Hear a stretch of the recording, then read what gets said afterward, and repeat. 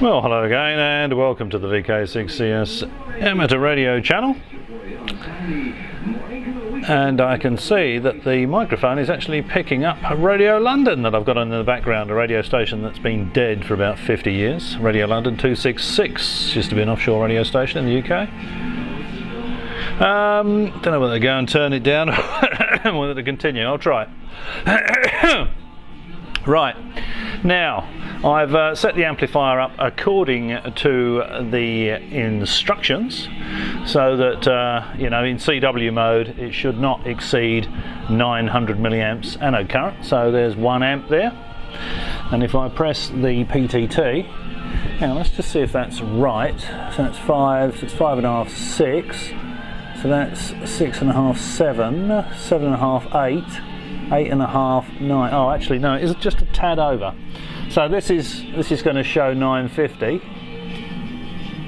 That's showing 950 milliamps. I thought that was the 900 mark, but it's about 940. It's just a bit under that, so it's just slightly over what they recommend for CW. And they say key down for 3 seconds CW at a time at the most, and that's because these are 40-watt anode dissipation valves.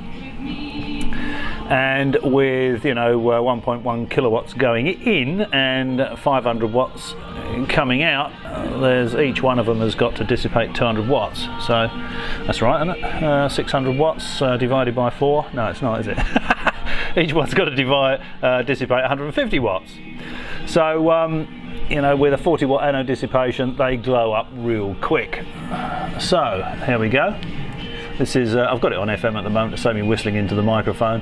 If you look at the power meter, I've got it on the 2000 watt range, and the 2000 watt range is the second one up. So you can see there's 500 in the middle there, just at the bottom.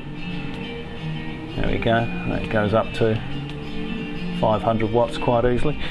Now, I did see 650 watts out of this the other day, and I haven't been able to repeat it. I don't know whether that was my psyche filling that in. It might have been on 80 meters, of course.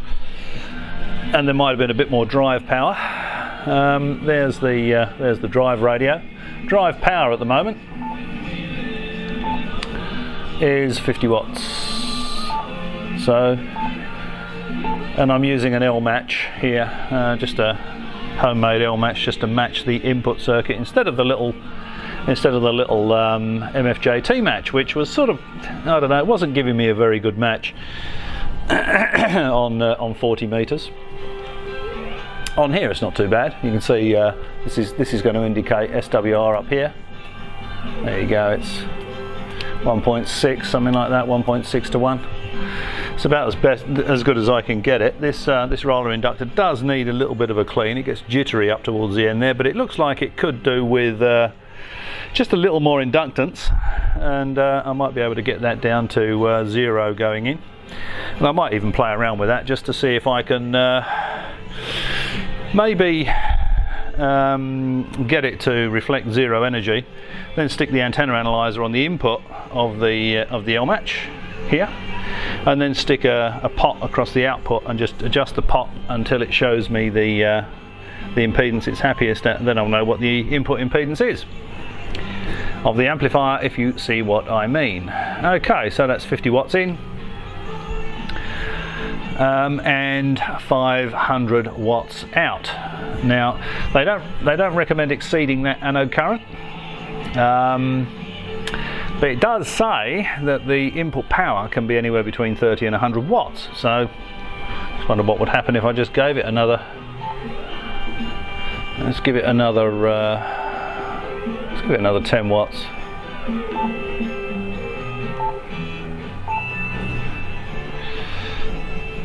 See what it does to the anode current. Well, it's gone up to about an amp, perhaps, not surprisingly. Oh, and the output power could do with a bird through line here. It looks like it's gone up to about 550 watts output. Okay, let's don't want to destroy anything here, but let's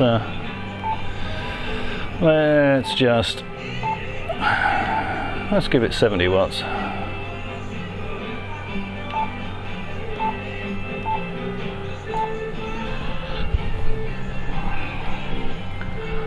So it does the anode current. You might get away with this actually for SSB because the sort of instantaneous power in the voice peaks isn't going to bother these tubes. I mean, they're run way out of spec anyway in this design. So,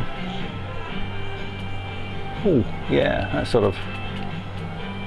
that's nudging 600 watts.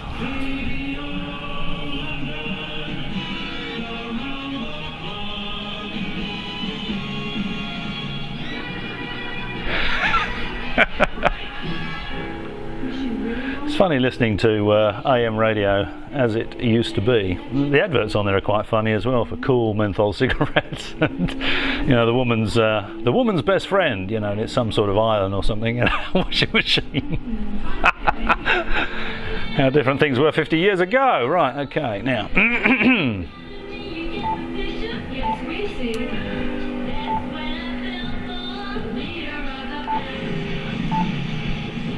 Okay, so I've just turned it up to 80 watts. Oh.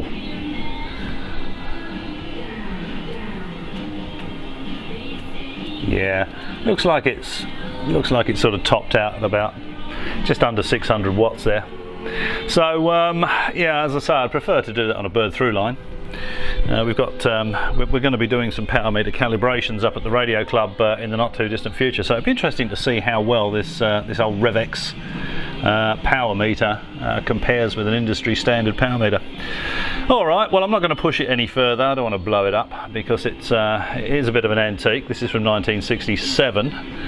This is actually from the year that the radio station that's on in the background closed down. So I don't want to give it too much of a thrashing. I think it's doing a pretty good job. So I'm still going to look at modifying that input circuit so that I want a nice simple input circuit so that I don't have to have something like this between this and this. I don't want, preferably I don't want any adjustments. Now, what I did previously with the MFJ tuner was pretty much the same thing. I got as good a match as possible, can't remember which band it was on now, put the antenna analyzer on the input, put a pot on the output and adjusted the resistor for minimum SWR, and I found that it was fairly low, and if you the input impedance is fairly low, and if you look at the L match on the input, you can see the tuning capacitor here is clipped on to the input side. So it's on the input side of the inductor, which means it's going to match impedances lower than 50 ohms. If I take that crocodile clip off and put it on the other side, going down to the insulator there, then it will match impedances greater than 50 ohms. So I know it's less. I know it's less than 50 ohms. So I might persevere with that. I just tried to make a sort of broadband 2-to-1 transformer. But it didn't like that very much, so not quite sure why, but I'll probably keep playing around with it as I'm in the mood.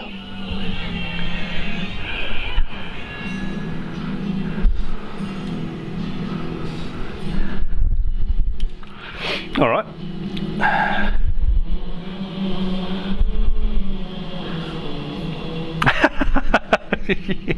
I couldn't have arranged that, could I?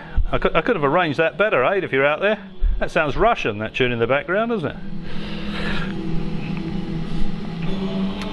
That seems to be picking that up quite well. This camera might have an AGC on it. Anyway, thanks for watching as always. I'll catch you next time.